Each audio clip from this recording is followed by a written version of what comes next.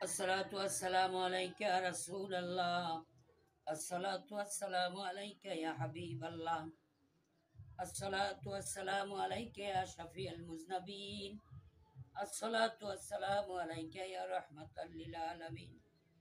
اللهم صل على سيدنا ونبينا وشفينا وحبيبنا ومولانا محمد صلى الله عليه وعلى آله ওয়াসাহাবিহি ওয়া বারাকা সাল্লিম।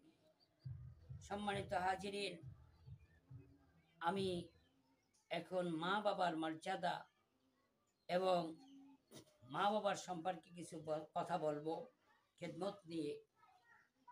যেটা হলো, আল্লাহ রাব্বুল আলামিন কালামে পাকে ইরশাদ করেন, বিসমিল্লাহির রহমানির রহিম, ক্বাদা রাব্বুকা আল্লা তা'বুদু ইল্লা ইয়্যাহু ওয়া বিল ওয়ালিদাইনি ইহসানা। আল্লাহ রাব্বুল আলামিন সিদ্ধান্ত দিয়ে দিয়েছেন যে তোমরা আল্লাহর ইবাদত করবে, অন্য কাউকে তার সাথে শরীক করবে না, এবং পিতামাতার খেদমত করবে, পিতামাতার সেবা করবে, পিতামাতার প্রতি ইহসান করবে।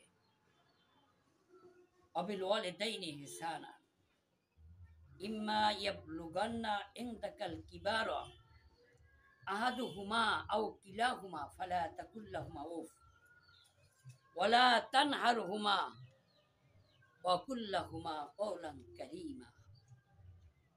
এবং যখন তারা দুইজন অথবা দুইজনের মধ্য থেকে একজন বৃদ্ধ বয়সে উপনীত হবেন, তখন তাদের সাথে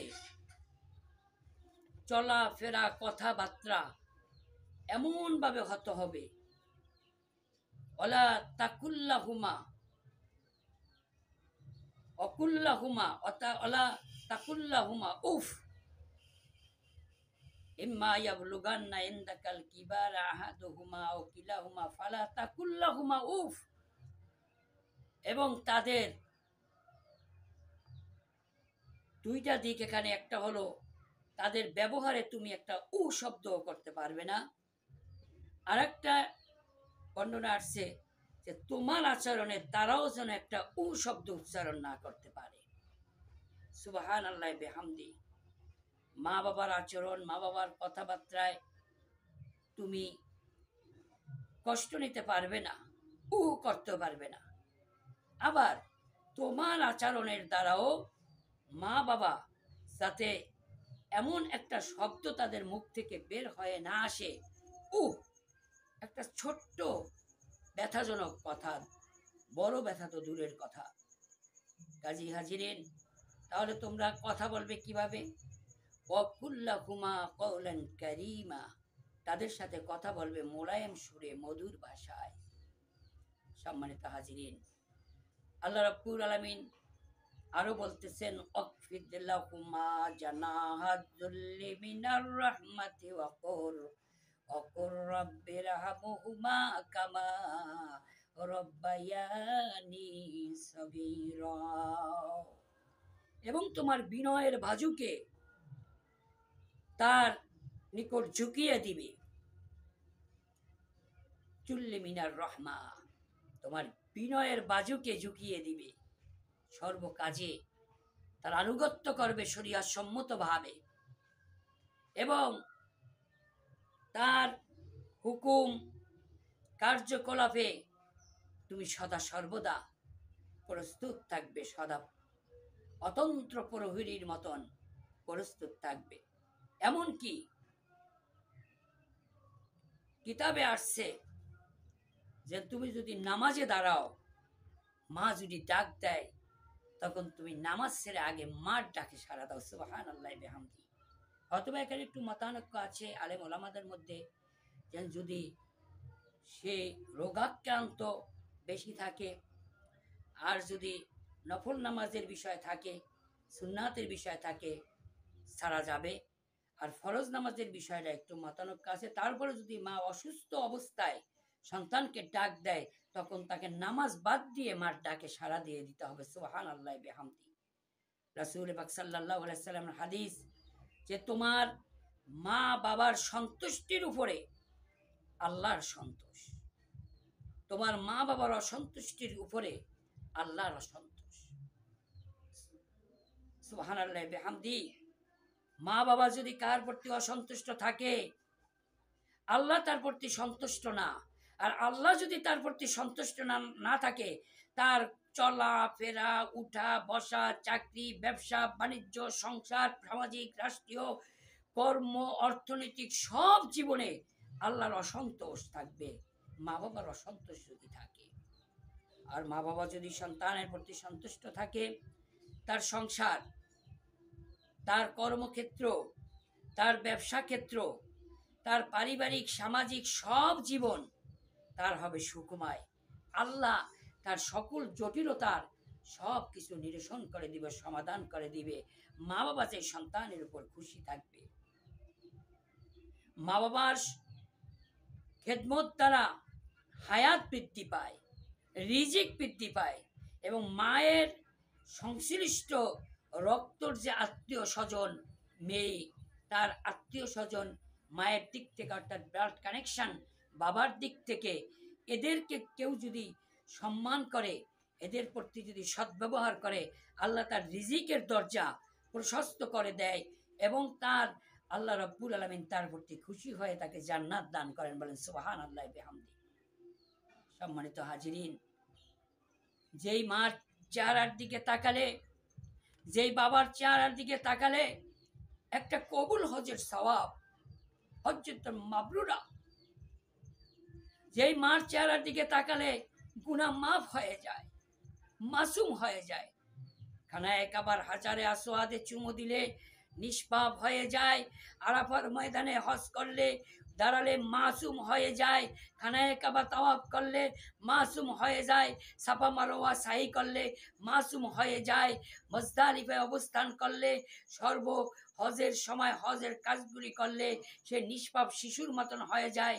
আর আমার মামনি, আমার বাবার চেহারার দিকে যদি আমরা তাকাই, তাহলে আমরা হয়ে যাবে মাসুম, চেহারায় হয়ে যাবে নূর, আমরা হয়ে যাব নিষ্পাপ।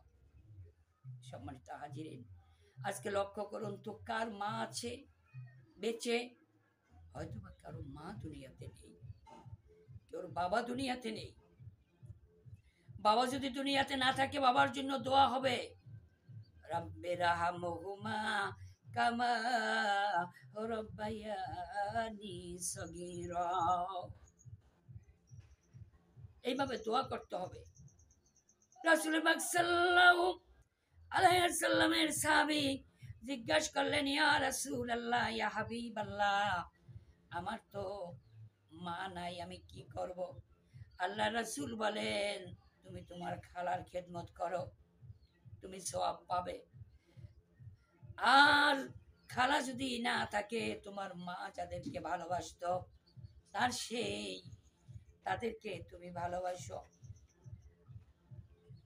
বাবা যদি না থাকে, চাচাকে তুমি ভালোবাসো, সওয়াব পাবে, বাবার হক আদায় করতে পারবে। আর চাচা যদি না থাকে, বাবার যে বন্ধু বান্ধব যারা ছিল তাদের সাথে নেক ব্যবহার করো, ভালো ব্যবহার করো, তাহলে আল্লাহ রাব্বুল আলামিন তোমার প্রতি খুশি হয়ে যাবে। সময় তো হাজিরিন, আজকে দেখা যায় বাবা মারা গেলে চাচার কোনো মূল্যায়ন হয় না। হাদিস শরীফে চাচার জন্য রাসূল আর চাচাকে কি আদর করতেন। আজকের সমাজ, আজকের সব নিজের নিজের শুধু। আজকে মা, বাবা মারা গেলে বাবার বোন, মা মারা গেলে মার বোন, এদের প্রতি সম্মান করতে হবে। কিন্তু আজকে যে মা নেই, বাবা নেই, একদিন কি আমরা আফসোস করেছি? এই যে ঈদ উদযাপন করি, মেয়ে ছেলের বিবাহ শাদী দেই, বন্ধু বান্ধবদের সাথে আমরা পার্টি করি, বিভিন্ন রকম অনুষ্ঠান করি, একদিনও কি চিন্তা করেছি আমি কতটুকু ছিলাম, আমি কিভাবে বড় হলাম, আমার মা আমাকে কতটুকু ভালোবাসতো, কয়দিন আমরা কেঁদেছি সেই মায়ের জন্য। আসুন আমরা সেই মায়ের জন্য একটু দোয়া করি। যেই মা দুনিয়াতে নেই, যেই বাবা দুনিয়াতে নেই, তাদের জন্য দোয়া করি। আর যেই মা দুনিয়াতে আছে, রোগাক্রান্ত, অসুস্থ, ব্যথা বেদনায়, চোখের ব্যথায়, পেটের ব্যথায়, মাজার ব্যথায়, হাড়ের ব্যথায় দিন রাত চিৎকার করতেছে, সেই মায়ের জন্য আমরা দোয়া করি। আসুন, আল্লাহুম্মা আমিন। আল্লাহুম্মা সাল্লি আলা সাইয়্যিদিনা ওয়া নাবিয়ানা ওয়া শাফিয়িনা ওয়া হাবিবানা ওয়া মাওলানা মুহাম্মদ সাল্লাল্লাহু তাআলা আলাইহি ওয়া আলা আলিহি ওয়া আসহাবিহি ওয়া বারাকা ওয়া সাল্লিম।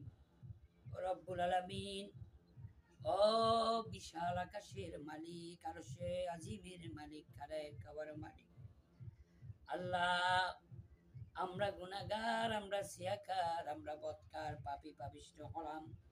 তোমার দরবারে হাত তুলেছি রে আল্লাহ। যা কিছু আলোচনা হলো, কোরআন হাদিস থেকে আলোচনা হলো, ইয়ার সওয়াবটুকু আমার নবীজির রওজা মুবারকে পৌঁছে দিয়েন আল্লাহ। তামাম আউলিয়া কেরাম, আম্বিয়া কেরাম, আসহাবায়ে কেরাম, মুসলিম মুসলিমাত, মুমিন মুমিনাতদের ইয়ার সওয়াব পৌঁছে দিয়েন। খাস করে হযরতে আব্দুল কাদির জিলানী রাহমাতুল্লাহ আলাইহি, বাউদ্দিন নকশবন্দির মুখারির বুখারী রাহমাতুল্লাহ আলাইহি, মুজাদ্দিদে জামান আবু বকর সিদ্দিকী ফুরফুরাবি রাহমাতুল্লাহ আলাইহি, বেজের ডাঙ্গার হযরতে মাওলানা নাজমুস সাকির সিদ্দিকী আল কুরাইশি রাহমাতুল্লাহ আলাইহি, সারসিনার জমিনে যারা শায়িত আছেন, চরমনার যে মরহুম কুতুব, আল্লাহ বাংলাদেশের বিভিন্ন ডিস্ট্রিক্টে বিভিন্ন স্থানে ওলি আল্লাহ গাউস কুতুব যারা যেখানে শায়িত, তাদের সকলের রুহিয়ার সবটুকু হাদিয়াতান বকশিশ করে দিলাম। তামাম মুসলিম মুসলিমাত, মুমিন মুমিনাত, ও আল্লাহ আমার বাপ নাই, আজকে ঈদের দিন বাবাকে কত আদর করতাম, কুরবানির সময় কত আদর করতাম, বাবাকে কদম বুচি করে ঈদের মাঠে যেতাম, বাবাকে আবার ঈদের মাঠে থেকে এসে বাবাকে কদম বুচি করতাম, চুমু দিতাম।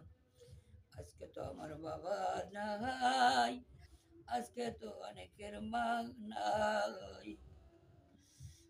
আল্লাহ গো, আমাদের ওই মা বাবার কবরে তুমি আজাব দিও না।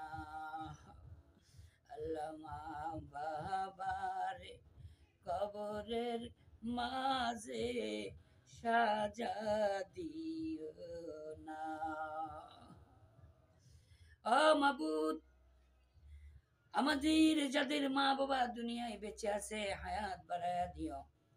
মা বাবার চেহারার দিকে তাকায়া তাকায়া আল্লাহ হজের সওয়াব তুমি নসিব করিয়া দিও।